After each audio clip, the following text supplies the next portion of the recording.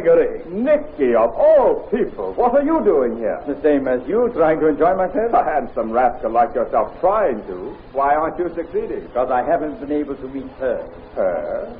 Who? The beautiful lady you were just dancing with. Suzanne. That's her name, Suzanne. Sounds just like her. She's from America. Come, I'll introduce you. Suzanne, may I present His Highness Prince Nicky Beloved? Miss Ashley, Nicky. Your Highness, I'm honored. You are mistaken. It is I who am honored. Today's radio play, Grand Passion, is based on a most interesting story taken from the pages of next Sunday's issue of the American Weekly, the magazine distributed with all Hearst Sunday newspapers from coast to coast.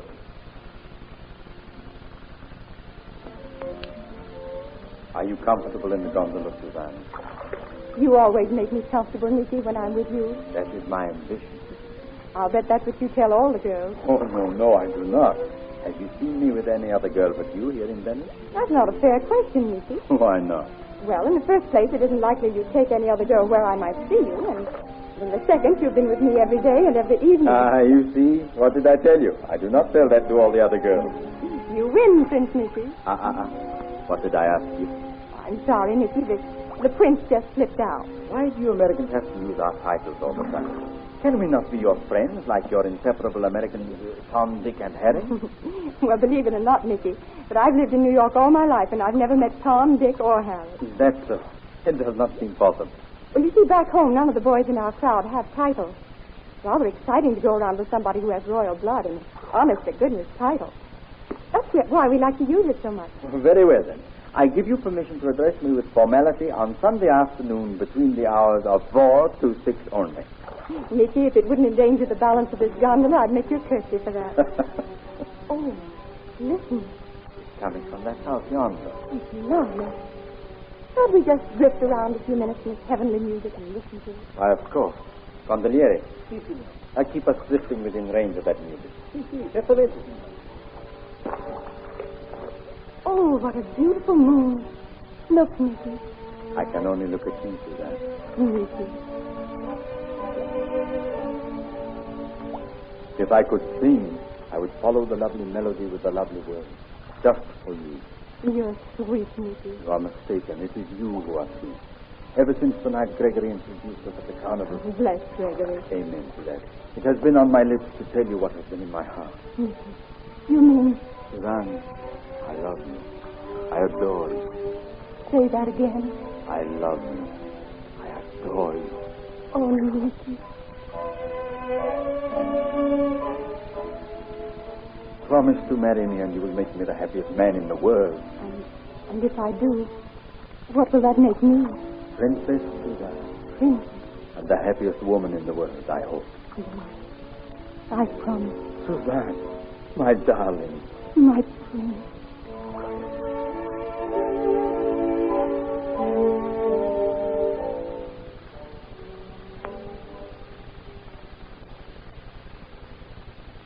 I tell you, Tito, she is exquisite. She is an angel. I am sure of it, Nicky. But beauty, charm, grace, intelligence, wit, humor, passion. The woman of all women, I have no doubt.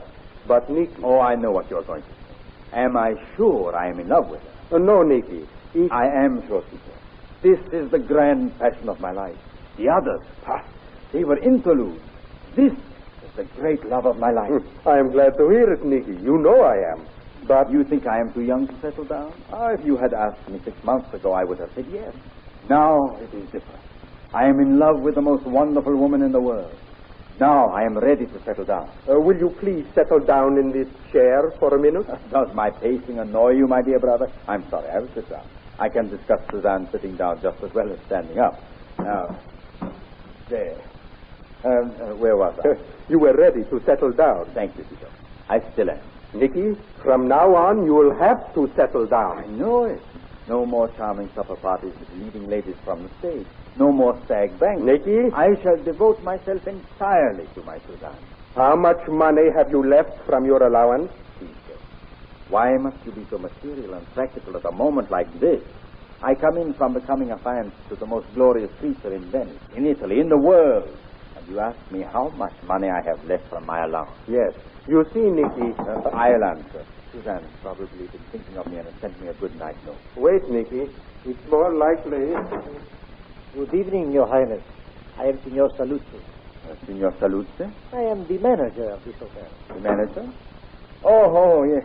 You wish to know if my brother and I are comfortable. Yes, we are very comfortable. Grazie, mille grazie. Your Highness do not understand. I am not interested in the comfort of Your Highness, What? but in when Your Highnesses intend to pay your consul, your bill, Signor. I was afraid of this. What does this mean, Tito? Why didn't you tell me? That's what I was trying to tell you when you came in. But you didn't give me a chance. Why hasn't the bill been paid? I was counting on our next month's allowance. Of course, that will take care of it. Next week, our allowance will arrive, Signor Saluzzi. We'll pay you then. I cannot extend credit any longer. Not until our allowance arrives? I beg Your Highness's pardon. But from what I have heard, I doubt very much if your next month's allowance will ever arrive. Why, you insolent... Oh, wait, Nicky. The senor is right. What? Tito, are you mad? No. This afternoon I received a wire from Mother saying her finances have been wiped out. What? Yes, evidently the senor has been advised of the message. See. No more money? What are we to do? There is but one thing left for us to do. Oh, Your Highnesses, I beg of you, think of the reputation of my hotel. Do not kill yourselves here. Kill ourselves? Senor, you misunderstand. My brother and I shall not kill ourselves. No? No. We shall go to work to earn the money for our bill.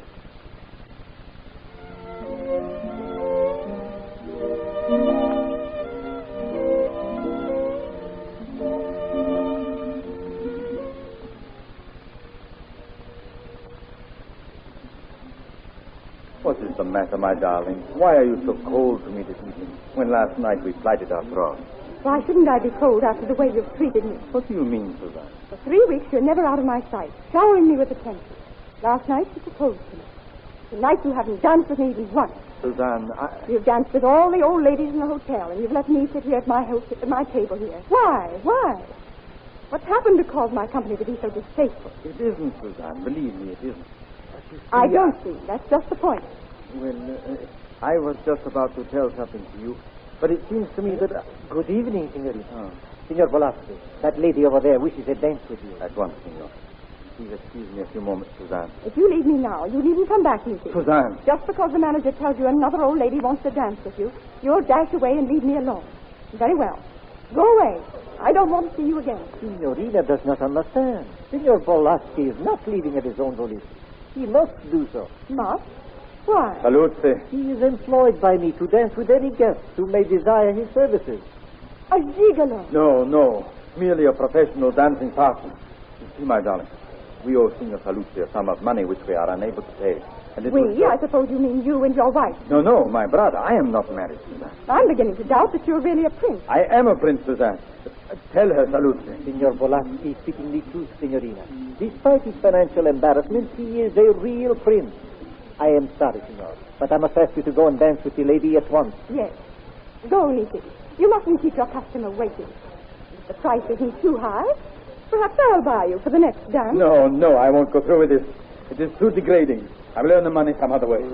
What are you saying, Nicky? Oh, you, Tito. You don't know any trade or any profession. That makes no difference, Tito. Signor Saluzzi, you have the word of a Velasquez. I shall make good our debt. Kindly release me from your employ. On one condition. And that is? That you, Signor Tito, give me your word to continue in his job until the debt is paid. I do. I will stay here. Very well. You are no longer working for me, Signor Nicky. Signorina? Signore? What are you going to do, Nicky? I have always been able to drive my own car. I shall become a racing driver. I'll win the grand race, and we can pay our debt. You could never win the grand race. I shall leave at once to gain experience for it, and I shan't come back until I do win it. Bravo. Bravissimo. Thank you.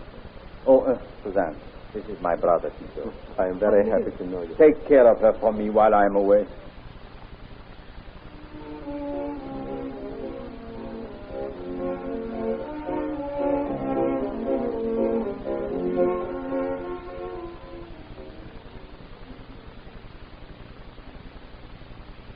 It's almost time for the race, Suzanne.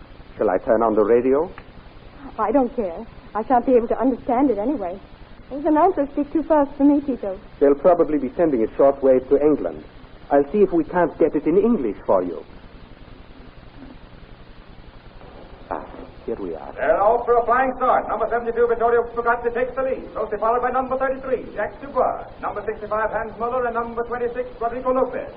Nicky doesn't seem to be in the running. Just like last year. At the Yes. end of the first lap, Vittorio Fugazzi still holds the lead. But number 32, Jacques Dubois, seems to be having trouble. His motor's coughing and he's heading for the pit. Another car coming out of the bunch and creeping into leading position. I can't quite see who it is. Nicky? Wait. It's number 24, driven by Eddie Mosley, the American driver in the Grand Race. No sign of Nicky yet. No. Isn't he a very good driver? He isn't in an ordinary car. Perhaps he'll be a good race driver, always And now Hans speeding. Muller, number 65, is dropping behind. The others are creeping up on Fugazzi, who is still holding the lead. There's another car coming out from the back. Number 33, driven by Nicky Volofsky. Nicky! Well, what do you know? I wonder if that can be Prince Nicky, whose family fortune blew up a year or so ago. You attend to the race. Never mind the social item. Oh, that won't do any good, Tito. He can't hear Number you. 33 is hurt and stepping ahead now. Volofsky is giving Fugazzi a race for his money. Suppose he wins, Tito. He'll be coming home, Suzanne. This race is between 72 and 33, Fugazzi and Volofsky. And how those drivers are pushing their cars around this track. Number 33 has taken the lead and is keeping it. If he can hold it down the stretch, he'll win the grand race. Number 33 wins. The race was won by Nicky Volofsky, driving a super special. Nicky will be coming back, Suzanne. Yes. You'll tell him about us. Of course, my dear.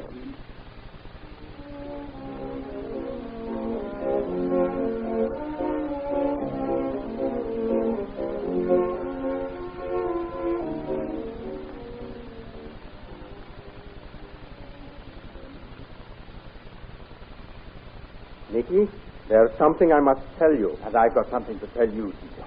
While I've You been- must listen to me, Nicky. I will, but don't... There isn't going to be easy to say or to hear.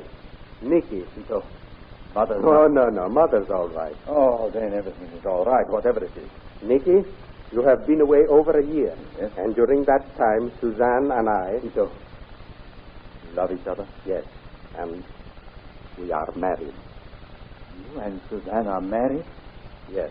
I didn't set out to steal her from you, Nicky. But as the days passed, I found myself falling deeper and deeper in love with her. And she with me. You never wrote her. I know. Well, that's all right, Tito. I wish you both all the happiness in the world. Nicky, you're not angry? Angry? Why should I be? You see, what I wanted to tell you was that while I've been away, I have met the great love of my life. My grand passion. She's the most wonderful woman in the world. Nicky? Next to Suzanne, of course, my dear Tito.